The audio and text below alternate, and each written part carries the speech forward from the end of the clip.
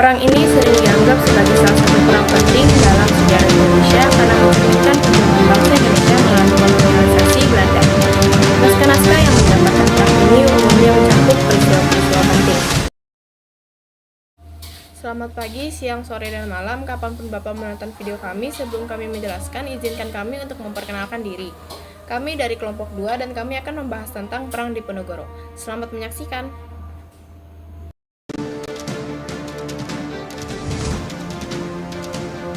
Perang Diponegoro yang juga dikenal dengan sebutan Perang Jawa The Java adalah perang besar dan berlangsung selama 5 tahun, dari tahun 1825 hingga tahun 1830 di Pulau Jawa, Hindia Belanda.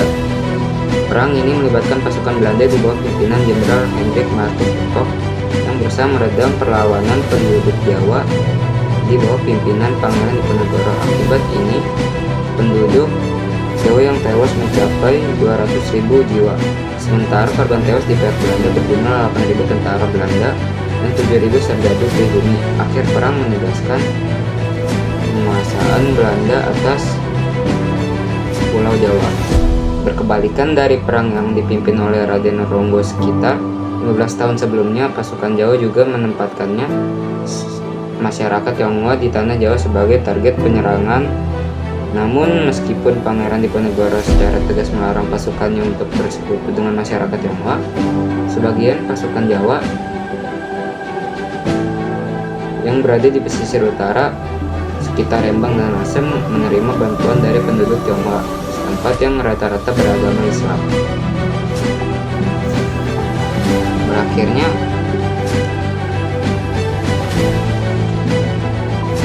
Perang Jawa merupakan akhir perlawanan bangsawan Jawa.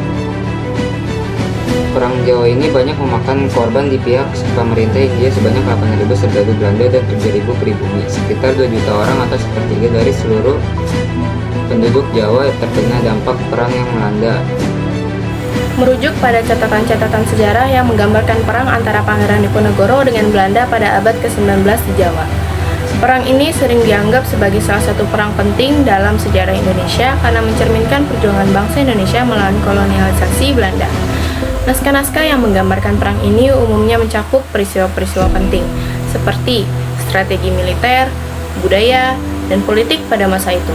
Studi mendalam terhadap naskah-naskah tersebut membantu dalam memahami konteks sejarah, budaya, dan perjuangan nasional Indonesia pada masa tersebut.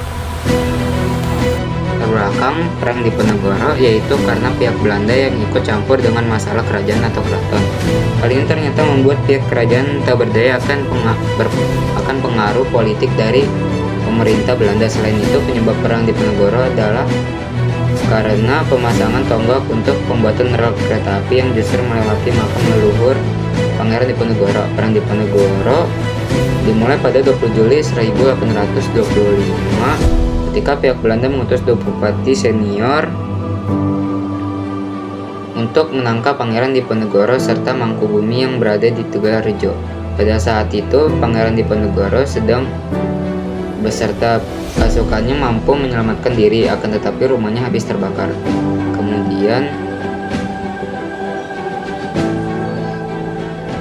Kemudian Pangeran Diponegoro berusaha untuk melawan Belanda dengan melibatkan elemen masyarakat, salah satunya yaitu Kyai Mojo.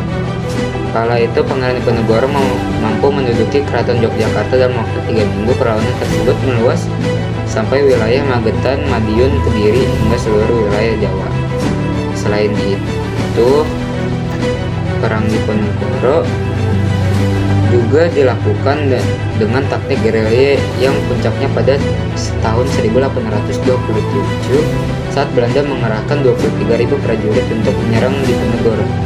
Pada 16 Februari 1830, Pangeran Diponegoro memutuskan bertemu dengan Kolonel Baptiste Clarence, utusan Jenderal de Kock. Sayangnya hal ini adalah bentuk rencana dari pihak Belanda. Pasukan Belanda kemudian menyiapkan penangkapan Pangeran Diponegoro pada 25 Maret 1830 dan pada 28 Maret 1830 Jenderal de Kock akhirnya menjepit pasukan Pangeran Diponegoro yang berhasil menangkapnya. akhir perang Diponegoro sendiri adalah penangkapan Pangeran Diponegoro untuk diasingkan di Ungaran, Semarang, lalu dipindah ke Batavia, Manado, Benteng Nio, Amsterdam, dan akhirnya wafat di Benteng Rotterdam tanggal 8 Januari 1855.